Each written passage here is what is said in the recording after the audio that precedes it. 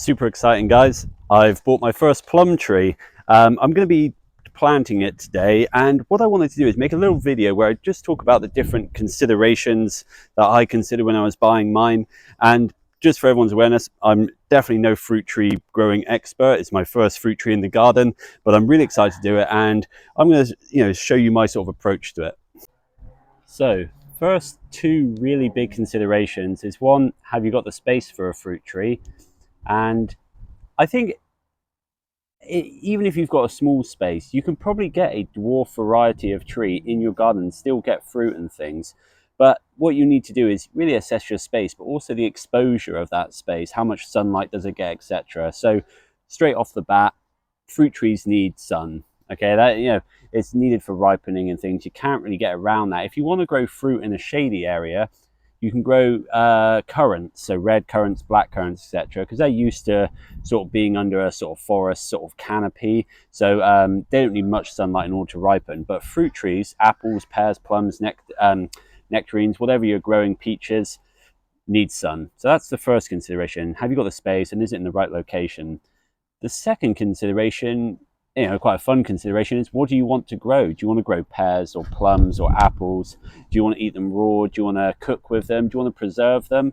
And it's really fun to think about that, and think about the harvest that you've got to look forward to. So once you made those two decisions, you're probably going to have to start thinking about the next consideration.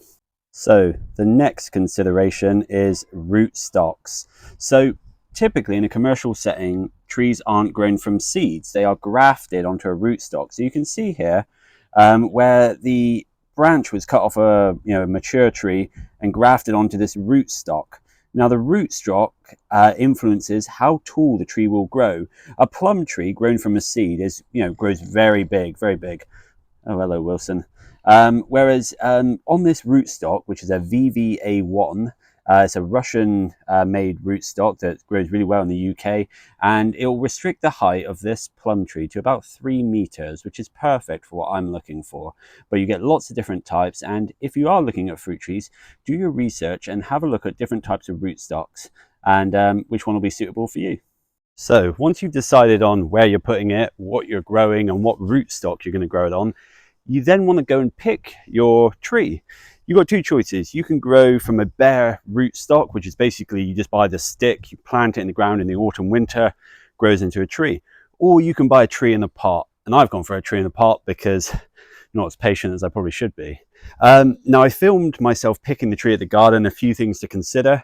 I'll apologize for the sound quality. I didn't have my mic on me at the time, so it's a bit breezy, but I'm hoping you'll be able to make out what I'm saying. So guys, here in the garden centre, picking out our plum tree, decided to go for a Victoria plum tree, and the rootstock we're going for is VVA1, which is quite a new rootstock, but it's a semi-dwarfing variety, go about 3 meters tall. So when you're looking at trees, a couple of things to look for is, one is vigor and size. So these are just priced the same, both growing in the same pot, but I can see this one is much taller.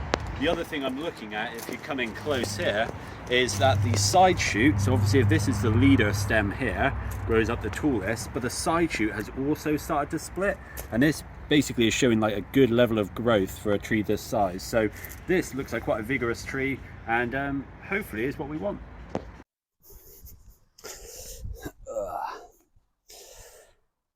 So bought the tree home yesterday. This is about the spot I want it in. I know this spot gets really good sun. It's got plenty of space to grow. The border's about 1 meter deep, so I'm hoping that'll be just about enough for the roots to get in. This is a, mentioned in the other video, it's a VVA1 rootstock, which is a sort of semi-dwarfing variety. So it'll grow about 3 meters tall, maybe a little bit taller than myself sort of thing. So hopefully it's perfect. But the next thing to do is really just prepare the ground and dig the hole where you're going to plant it.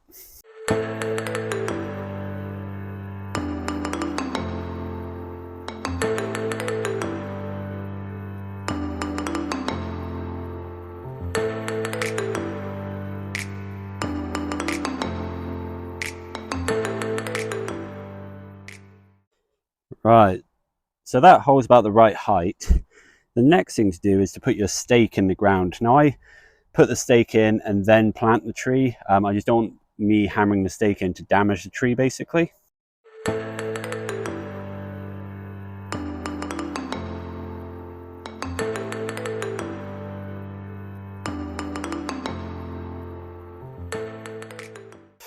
So all I'm really going to do now is just grab a bit of this compost, throw it in the hole, really just to improve drainage and give the soil a bit of sort of organic nutrients and things. Yeah, and then I'm going to put the plum tree in, and let's see if it's about the right depth. The big thing you don't want to do is you don't want to cover up. Oh, how are we going to get this out? Oh, let's see. Don't want to cover up the rootstock. Sorry, you don't want to get my words out. I don't want to put any soil onto this branch, because if there's a scratch or anything, it could root, and in which case the rootstock properties aren't going to take effect. Now, the other thing when I'm putting this in is I'm looking at the branches that we've currently got and seeing sort of which way the tree sort of wants to grow. So the leader here, this one, I've got a nice side shoot coming out here. I've got this branch which will probably go in that direction. So I'm just sort of eyeing it up. We're going to place it, stand back, have a little look. Yeah, not too bad. Hopefully, because there's not much growth out here, we'll get some branches out this way. I mean, I could possibly see what we're going to look like if we do something like this.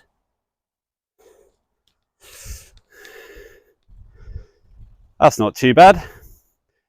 Cool. So what I'm going to do now is I'm going to break up the sort of root ball a bit, because the roots look quite root bound.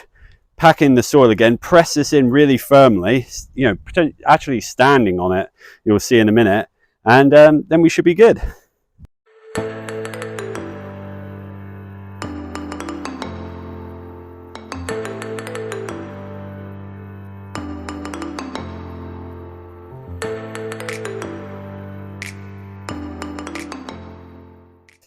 Now, with the stake in place, it ain't going anywhere, and the tree fully planted, we can put the tree tie on.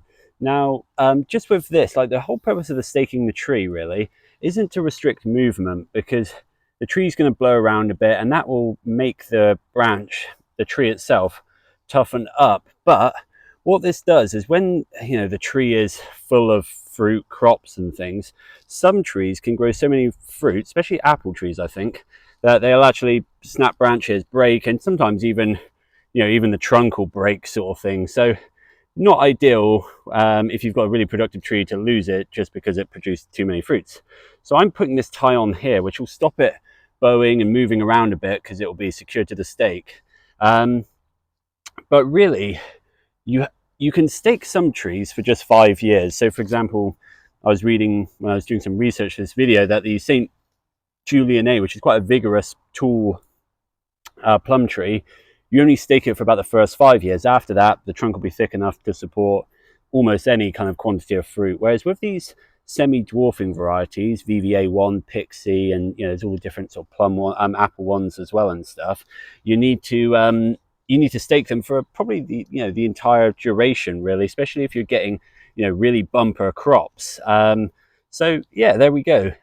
Stakes are relatively cheap. I mean, I say that actually, you know, this, I paid £8 for this 8-foot stick, so bit of a stinger there. But the actual ties £1.99 sort of thing, and you know, they'll last and last. But that's what you want to do. You don't want it too tight. You're not sandwiching it against the post. You're leaving a gap enough sort of for the tree to wiggle and move and things, and that will help strengthen the tree. So there you go. Right, pretty happy. The tree's in, it's staked, it's not going anywhere. I just need to give it a really good water. And what I'm going to do is I'm going to mulch it with some compost, just for the sort of autumn, winter. You know, the worms in the soil and the microbes in the soil will pull the nutrients down, making sure that hopefully the plum tree gets off to a really good start. Before I end this video, I'm just going to talk a little bit about companion planting and my choices of plants for around this area. So over here at the vegetable patch, I grew this sage from seed this year. It's grown massive. I didn't realize sage really got this big.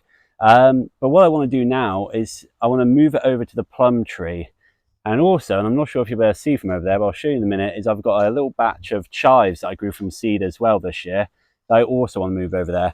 The reason I'm picking these two plants is because they've got quite strong smells. Now, when you're trying to deter pests, and plum does suffer from a couple pests, you want things that distract the insects or deter the insects or just confuse the insects in terms of the scent of the plants around them. So yeah, I'm going to try and dig this one up without, getting as much root as possible, transplant it over there. Fingers crossed this works.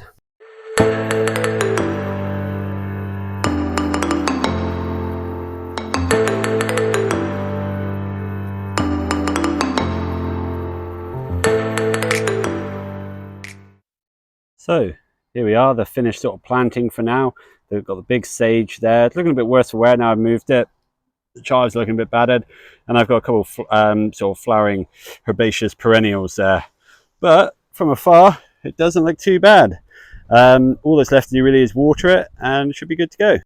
So I really hope you like watching this video. If I've done anything wrong, please let me know in the comments. I'm really eager to learn. Definitely not a fruit growing expert or anything. But yeah, I hope you enjoyed this video. Don't forget to like and subscribe. See you all soon for more videos.